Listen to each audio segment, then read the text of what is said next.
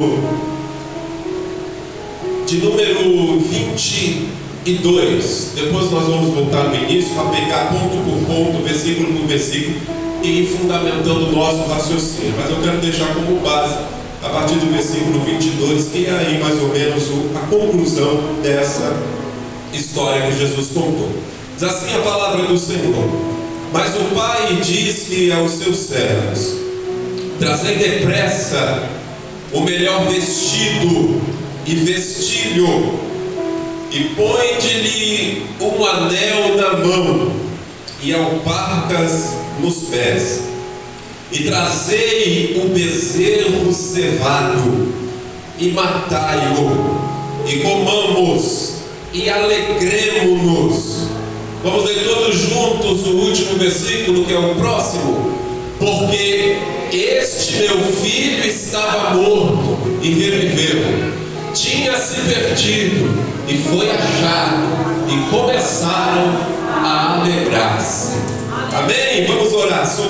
Soberano e eterno Deus, te louvamos, Senhor, nesta noite, por esse privilégio tão grande que é estarmos diante de Ti para ouvirmos a Tua voz, para sermos fortalecidos pelo poder que a Tua palavra tem, pois ela é a Tua palavra. O Senhor é um Deus todo-poderoso. Nosso coração está aberto para ouvir o que o Senhor tem a nos dizer. Direciona a Tua palavra conforme a necessidade do Teu povo, Senhor. Capacita-nos para que possamos entender e então praticar o Teu querer. Abre os céus sobre este lugar, abre a porta da palavra, Senhor, sobre nós, a porta da revelação, abre a porta também do nosso entendimento e nos ajuda, porque sem Ti nada podemos fazer. É o nosso pedido no Teu nome. A igreja diz amém. Glórias a Deus. Amados, esta é uma das histórias mais conhecidas da Bíblia, é um clássico da literatura cristã, a parábola do filho pródigo, contada por Jesus para responder aos fariseus que chegaram a Jesus e murmuravam porque Jesus estava se assentando com publicanos e pecadores. Jesus estava recebendo o pior tipo de gente dentro daquela sociedade, dentro daquele contexto cultural.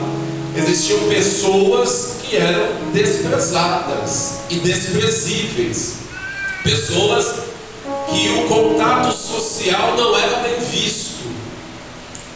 E Jesus estava recebendo esse tipo de gente, porque foi também para esse tipo de gente que Ele veio, não é colocar, Jesus veio somente para os perdidos socialmente falando. Não, existe gente que socialmente é muito bem vista. Existem pessoas que, do ponto de vista social, o médico, por exemplo, é uma pessoa que por justiça deve ser valorizada. É um indivíduo dentro da nossa sociedade que ocupa um patamar elevado. Um empresário, ou um político, ou um artista, são pessoas que aos olhos da sociedade são bem vistas, mas que de igual forma também, se não tiverem um encontro com Jesus, estão perdidas. E para eles também Jesus veio. Porém, para aquela sociedade havia um impacto muito grande quando Jesus recebia publicanos e pecadores para falar, para ensinar, para acolher e, consequentemente, transformar a história dessas pessoas.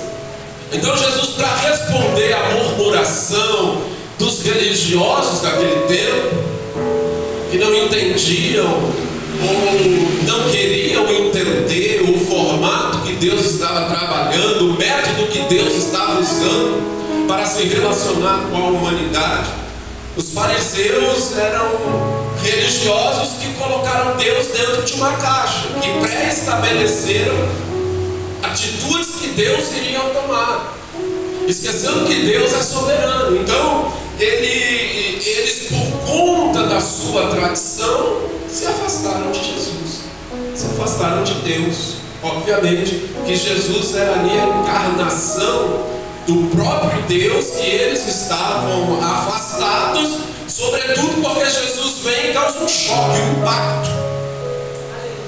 Eles não esperavam que o Messias, que eles tanto aguardavam, viria da forma como veio.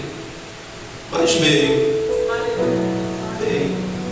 Veio contrariando as expectativas daquela casta que deveria ser a primeira a recebê-lo, reconhecendo quem de fato ele é. Mas não foi assim.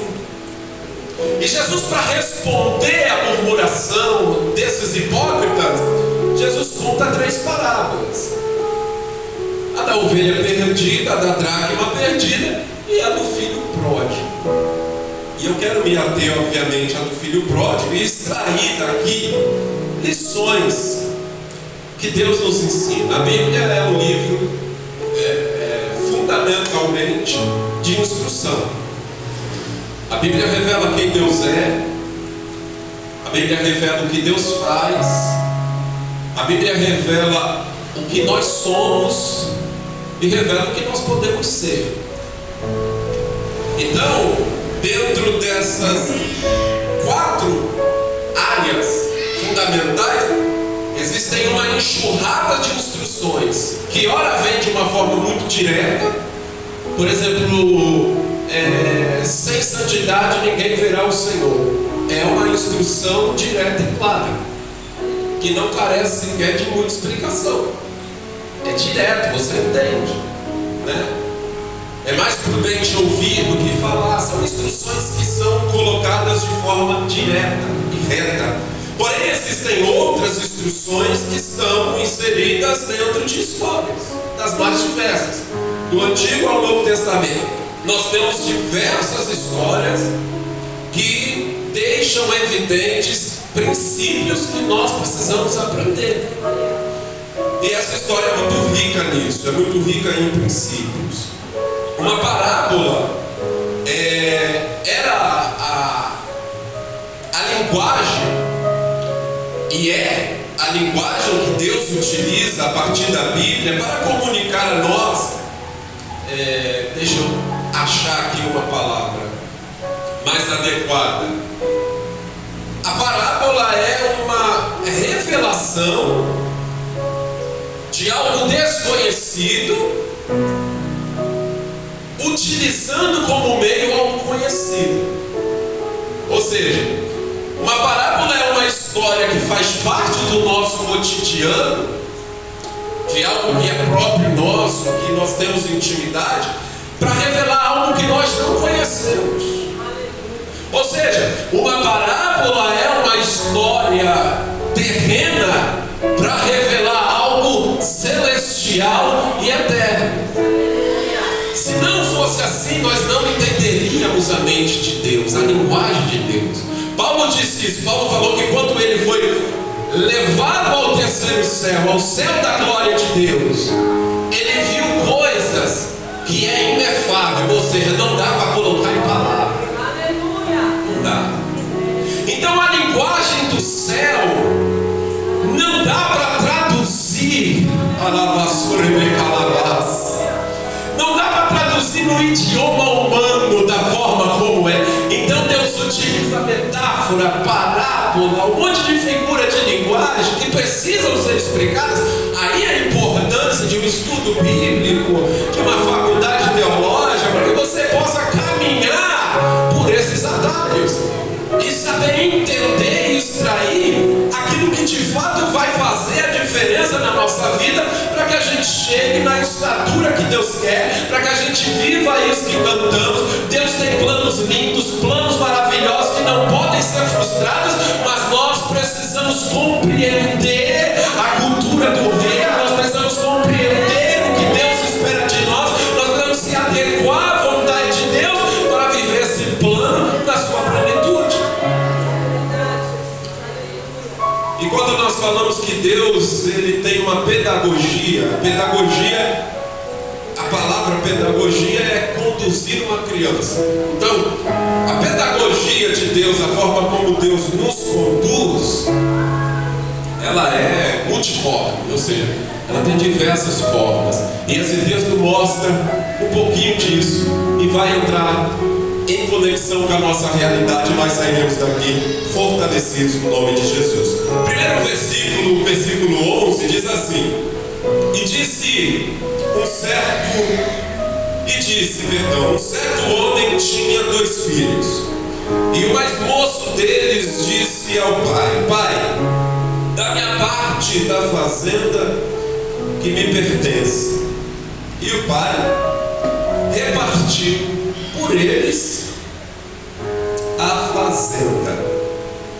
E poucos dias depois, o filho mais novo, ajuntando tudo, partiu para uma terra longínqua e ali desperdiçou a sua fazenda, vivendo dissolutamente, vivendo de uma forma ímpia, de uma forma perversa. Nós vemos no versículo 12 uma verdade que salta aos meus olhos, que é a capacidade. A partir dessa história, Jesus pretendia ensinar aquele público e quer nos ensinar nesta noite que nós, como seres humanos, nós temos a capacidade de escolher caminhos, de escolher realidades, de aceitar ou de rejeitar ofertas. Essa capacidade, ela está conosco, ela é inerente ao ser humano. Não dá para você tirar do ser humano essa capacidade.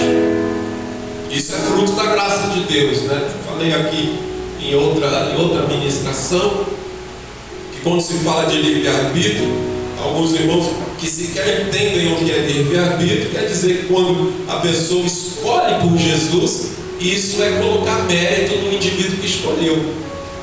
Mas isso não é uma verdade, porque a doutrina do livre-arbítrio mostra que a pessoa só consegue dizer sim para Jesus porque antes a graça de Deus o iluminou para isso. A graça preveniente, a graça que prepara a humanidade para, ao ouvir a mensagem do Evangelho, ele tenha a condição de aceitar ou de rejeitar. Isso, se falando de salvação, é algo que a gente conhece muito bem e vivemos isso na prática. Porém, isso se aplica a qualquer questão da vida, a qualquer área da nossa vida. Nós estamos constantemente tendo que tomar decisões, e decisões que podem impactar o nosso futuro. Então, tomar decisão é algo muito sério, e a Bíblia nos ensina maneiras corretas de se tomar decisões. Nós, como seres humanos, temos uma predisposição à irresponsabilidade. Isso, dentro do meio evangélico, isso se torna mais aflorado ainda, porque agora nós temos Deus e temos o diabo para transferir a nossa responsabilidade. Então tem gente que deve tomar uma decisão e ele fala assim: não, quando Deus quiser, Deus vai fazer. Deus manda o anjo, Deus me arranca daqui, mas a decisão quem toma é você. Tem hora que Deus move o sobrenatural? Move, claro que move, mas a exceção. A regra é nós tomarmos decisões, é nós sabermos dizer não na hora que tem que dizer não, porque Deus não vai dizer não por você, a não ser que por alguma circunstância você esteja incapacitado de fazer. Quando não, nós colocamos no diabo. Não, isso está acontecendo, é culpa do Satanás, é culpa dele, é a mão dele. Meu irmão, mas o diabo é legalista e Deus também é legalista. O reino espiritual, o mundo espiritual se move por legalidades. Deus vai ter acesso na minha vida quando a minha vida estiver identificada com os padrões dele. O diabo vai ter acesso na minha vida quando a minha vida estiver identificada com os padrões dele. Então, sendo assim, se eu, na linguagem dos crentes, fechar as brechas, o diabo não tem acesso. Não tem acesso. Então, o diabo ele vai agir como uma consequência de uma decisão errada. Então, decisões, irmãos, precisam ser tomadas. Nós temos que entender isso. Uma fé infantil nos leva a proceder esperando que Deus faça tudo por nós. No início da nossa caminhada com Jesus, nós vemos de uma forma muito clara Deus fazendo coisas que hoje nós sabemos que poderíamos fazer, mas naquele momento não poderíamos, e Deus fez, porque éramos uma criança espiritual. É como meu filho, tem coisa que eu tenho que fazer por ele, mas que daqui a um tempo ele vai ter que fazer sozinho. Se não fizer, vai passar sufoco. E tem um monte de gente passando sufoco porque está esperando Deus se relacionar com ele como se relacionava lá no início. Ô, meu irmão, não. Deus não cria filho mal criado. Deus é um pedagogo por excelência e sabe nos conduzir ao amadurecimento e quer nos conduzir ao amadurecimento. A capacidade, antes eu tinha uma dificuldade muito grande para tomar decisões e padeci muitas, e como você também. Eu creio que essa história é comum a todos nós. E passei por situações na minha vida, tanto do ponto de vista ministerial como profissional, onde eu tive que tomar decisões difíceis. Decisões que iriam impactar não só a minha vida, mas a da minha família, que teriam a capacidade de impactar um projeto de vida a longo prazo. E aí teve um texto que Deus falou muito ao meu coração, 2 Coríntios 12, 14. 2 Coríntios 2, versículo 12 ao 14. Paulo, ele chega em Creta, ele está falando aos Coríntios e fala: quando cheguei em Creta, Deus me abriu uma grande porta para me pregar o Evangelho, porém eu não tive paz no meu espírito, e eu não fiquei ali. Olha só, Paulo tinha uma porta aberta para pregar o Evangelho, mas Paulo não ficou e não pregou ali. Qual foi a decisão de Paulo? Paulo saiu e foi buscar Tito. Porque Tito não estava comigo. Então a minha prioridade naquele momento era buscar. Aí se você for analisar, e aí volta no meu raciocínio de querer espiritualizar tudo e achar que Deus vai fazer tudo por nós, nós ficamos embaraçados, nós perdemos a direção, nós perdemos o tino, nós perdemos, e a nossa vida começa a ficar uma grande confusão. Esse exemplo de Paulo é um exemplo muito salutar, porque nas nossas vidas, por muitas das vezes, você vai ter que tomar decisões utilizando princípios de Deus, princípios que estão na palavra de Deus, princípios que Deus está falando com você. Deus não vai usar um profeta, Deus não vai te dar uma visão. Você vai ter que analisar a sua situação e utilizar aquilo que Deus te deu, que é a sua racionalidade, o seu poder de compreender, o seu poder de entender, o seu poder de discernir, o seu poder de planejar e falar: opa, peraí, se eu for vai dar ruim, se eu fico, qual é a minha prioridade? Peraí, mas o que a Bíblia diz sobre isso? Eu vou ter que colocar tudo isso na mesa e tomar a minha decisão, e a minha decisão sendo tomada assim vai me trazer bênção. Vai me trazer bênção. Este jovem tomou uma decisão que trouxe para ele um grande problema. Foi uma decisão mal tomada. Por quê? Porque foi tomada com base em comportamentos e emoções que estão presentes na nossa vida também. Por exemplo, a precipitação. Ele agiu de uma forma precipitada. Ele queria possuir uma herança que era dele, por direito era dele, porém aquele não era o momento, não era a hora. Ele estava ali matando o pai. A herança ia ser dele quando o pai morresse. E ele chega para o pai e fala: pai, me dá a minha parte. O que o pai fez? O pai deu. É um Deus que respeita as nossas decisões. ainda que em alguns momentos essas decisões nos tragam problemas. Um pai repartiu. E esse moço estava agindo pela precipitação. A precipitação estava movendo a tomada de decisão dele. Meu irmão, isso aqui é uma lição que nós precisamos aprender e entender. Muitas das vezes nós seremos direcionados a tomar decisões fundamentadas na precipitação. A palavra precipitação vem da mesma raiz da palavra precipício. E está aí o perigo na própria explicação da palavra. Quando você se precipita, você se coloca em uma situação extremamente arriscada. A Bíblia vai dizer lá no livro de Eclesiastes que para todo propósito há tempo e modo, está no capítulo 9. Para todo propósito há um tempo certo e um modo certo. Se eu quebro o tempo ou quebro o modo, existem pessoas que fazem a coisa certa na hora errada. Sai errado. Eu tenho que respeitar o tempo e respeitar o modo para me tomar a decisão. Às vezes a tua necessidade vai estar tão grande, vai estar tão latente, vai estar tão aguçada, que não fazer vai ser uma atitude de extrema coragem. Mas você tem que dizer: não, não se precipite, porque senão você vai trazer problema para a tua vida. Espera.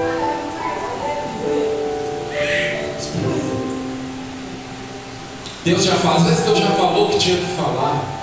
É só uma questão mesmo, literalmente, de tempo, para a gente encontrar a oportunidade certa para concretizar um projeto, para tomar uma decisão. E existem outras coisas que não são nem direções propriamente ditas, direta que Deus nos dá. Por exemplo, o local que você vai trabalhar, às vezes vai te aparecer 2, 3 oportunidades, você vai ter que decidir. E quer seja na terra, quer seja no campo, quer seja na cidade, como está lá em Deuteronômio 28, a bênção vai ser contigo. Por quê? Porque você está dentro de um projeto. Você não pode fazer um trabalho ilegal, aí você vai estar fora. Mas se é um trabalho lícito, você vai ter que, qual é melhor aqui? É a melhor escolha.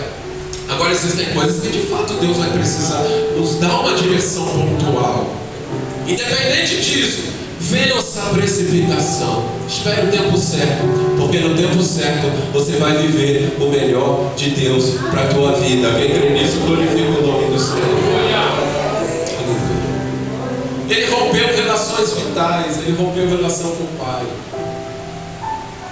ele rompeu relação com o irmão, ele rompeu relação com as pessoas que faziam parte da sua história de vida. Existem relações que nós não podemos romper, relacionamentos que nós não podemos romper. Não pode, família não pode. Mas meu pai ou minha mãe é complicado, é crente, não quer saber de Jesus, só quer saber de forró, cachaça, cerveja. Não rompa relação com ele. Ele precisa de você. Em algum momento, o que você sabe de Deus vai ser crucial. Às vezes pode ser no leito de morte. Mas você pode ter a oportunidade de levar sua mãe para o céu, seu pai para o céu, seu tio, seu irmão. Por mais difícil que as pessoas sejam, e aí, claro, que existem limites. Existem pessoas que você não pode ter em muita intimidade, nem abrir as portas da sua vida para determinadas pessoas, por questão de princípio. A pessoa tem valores que vão te contaminar e não vai dar liga. Vai contrariar o que a palavra de Deus diz. Mas existem relações que são vitais. E aqui, sobretudo, a relação com o Pai. E para o nosso contexto de vida, para a nossa realidade, a relação com Deus não pode ser rompida em hipótese alguma. E está aqui uma chave de discernimento espiritual. De repente você tem que tomar uma decisão na tua vida profissional, familiar, etc e tal. A primeira e mais importante pergunta que você tem que fazer é: o quanto que essa decisão vai impactar no meu relacionamento com Deus? No meu relacionamento, vai dificultar. Escolha um outro caminho. escolha uma outra opção.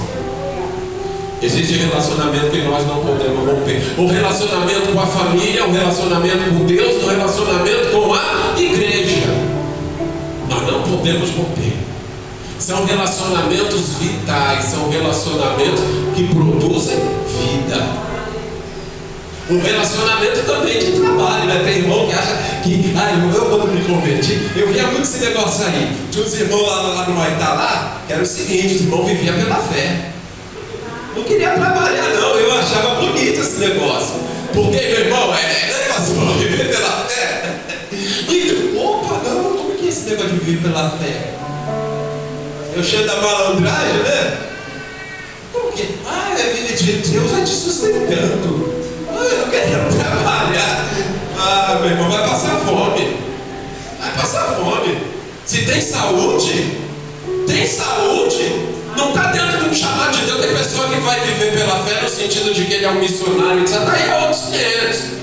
Mas, meu irmão, querer viver pregando e aí a família padecendo, não, tem que trabalhar. Relacionamento vital. Relacionamentos que produzem vida não podem ser quebrados, senão você vai experimentar estágios de morte na tua vida e na tua família. E essa lição nós precisamos aprender e praticar sempre, porque essa é a vontade de Deus, que eu e você tenha vida e vida em abundância. Ele tinha uma motivação perversa. Por isso que a decisão era errar. A motivação perversa. Ele queria, e aí você vai ler o texto, você vai ver que ele gastou tudo com mulher, com meretriz. Dissolutamente. Depois o irmão mais velho fala para o pai: o que está acontecendo? É uma festa. Está dando uma festa para esse teu filho aí? Gastou tudo com mulher, com meretriz. Ou seja, a motivação era perversa. Meu irmão, mais do que abençoar decisões, Deus abençoa motivações. Deus conhece o nosso coração. Quantas das vezes eu tomei uma decisão errada? Tomei. E sabe o que me sustentou? Salmo 23, verso 5. A bondade e a misericórdia te seguirão todos os dias da tua vida. Decisão errada nós tomamos, mas quando a motivação não é perversa, Deus fala: misericórdia, vai atrás desse indivíduo. E Deus nos poupa de sofrimentos extremos, mas não nos poupa totalmente, porque a gente precisa aprender a lição. Amados, decisões tomadas com motivações erradas trazem problemas. Depois de receber a herança, eu falei aqui, ele gastou de uma forma dissoluta. O problema foi pedir, foi no tempo errado também. Mas depois de receber, ele aumentou ainda mais o problema. Por quê? Porque ele gastou dissolutamente. Se ele gastasse, por exemplo, para fazer alguma coisa, para abrir uma lanchonete, sei lá, né? Qualquer coisa naquela época, comprasse uns camelinhos, uns cavalos, uns boi. Eu vou viver minha vida. Era errado, mas o sofrimento ia ser menor. Então você vê que um abismo chama outro. Um abismo vai chamando o outro. O camarada, quando ele se envolve, meu irmão, não brinca com o mundo espiritual, porque o negócio é tenebroso. E o camarada, ele fica cego. Esse indivíduo ficou cego. Quando foi ver, ele estava no estágio deplorável. Por quê? Porque ele fez uma administração suicida. Às vezes a gente está administrando a nossa vida de uma forma suicida. Estamos promovendo morte, seja financeiramente. Tem gente que vai: vou estourar esse cartão. Jesus. É aquilo. Depois põe a culpa em Deus, põe nas costas de Deus. Deus, mano. A gente ganha 2, quer gastar 5. Depois vai falar: Senhor,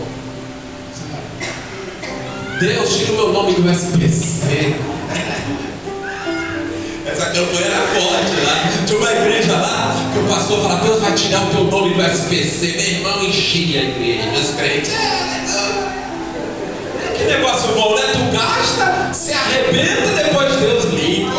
Não, meu filho não. Meu menino ninguém mexe. Tira o nome dele daí, tá tudo limpo. Vai lá, filhão, arrebenta de novo das Casas Bahia. Não tem esse negócio, não. Um dia eu levei meu pai na igreja, meu pai. Aí ele entrou, aí recebeu a oração. E foi no dia desse daí, o pastor inventou esse negócio de nome do SPC. Quem tem o nome? Ele falou, eu. Aí ele foi lá. Aí no outro culto ele veio, pastor, Deus tirou meu nome do SBT.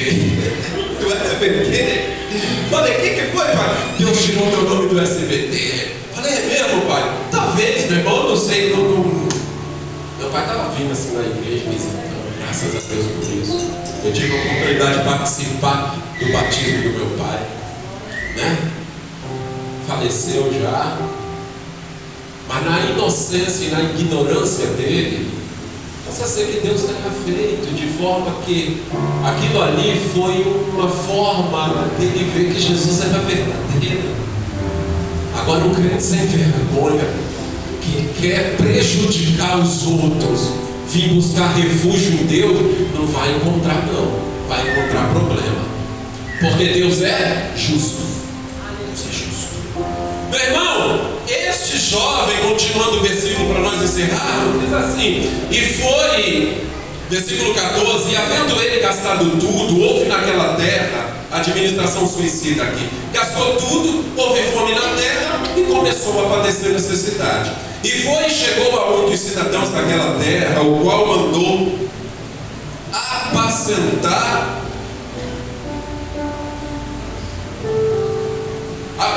os seus campos e apacentar os seus porcos. Mandou para os seus campos e apacentar os seus porcos. 16. E desejava encher o seu estômago com as bolotas que os porcos comiam, e ninguém lhe dava nada. E, tornando em si, disse: quantos trabalhadores de meu pai têm abundância de pão, e eu aqui pereço de fome. Levantar-me-ei, irei ter com meu pai, e dir-lhe-ei: pai, peguei contra o céu e perante ti, já não sou digno de ser chamado teu filho, faze-me como um dos teus jornaleiros. E levantando-se foi para o seu pai. E quando ainda estava longe, viu seu pai, e correndo lançou-lhe ao pescoço e o beijou. Meu irmão, esse moço mergulhou no caos, literalmente, a ponto de querer comer a comida que os porcos comiam, né? E nem isso lhe foi concedido. E quando ele se depara com essa realidade terrível, ele cai em si. E caindo em si, ele acordou, ele despertou, que a realidade falou com ele de uma forma contundente. Existem formas de Deus falar conosco. A principal e a que fundamenta todas as outras é a palavra. Deus pode falar conosco por meio de um dom espiritual. Deus usa alguém numa profecia. Deus pode nos dar uma capacitação sobrenatural, que é um sonho, por exemplo, uma visão. Pode. Deus também fala conosco por meio das circunstâncias. E aqui nós vemos que este jovem foi movido a um despertamento por meio das circunstâncias. E ele tomou uma decisão. Ele falou: eu vou voltar lá, eu vou pedir perdão. E qual foi o parâmetro para que ele pudesse mudar de vida? E Deus falou muito comigo hoje sobre isso. Ele usou como referência para confrontar sua realidade a casa do pai. Qual que é o padrão de normalidade? A casa do pai. Na casa do meu pai, até os trabalhadores comem bem. Lá é um padrão de vida correto, não o que eu estou vivendo. Esse dia eu estava trabalhando, aí eu cheguei num lugar, aí chegou duas moças. Coloque-se de pé, eu encerro com essa reflexão. Chegou duas moças. Aí uma falou assim: eu vim buscar uma televisão aí que eu comprei e tal. O moço falou: está no seu nome? Ela falou: não, está no nome da minha esposa. Tinha aquele meme daquele, da minha esposa, está aqui o documento dela, bonitinho. Está o documento. Meu irmão, eu passei um dia perturbado com aquilo ali. Uma mistura de pena, eu fiquei olhando as duas moças assim, de indignação pelo pecado, pelas pessoas, são vítimas de uma cultura, de uma engenharia do caos. E aquilo ficou martelando a minha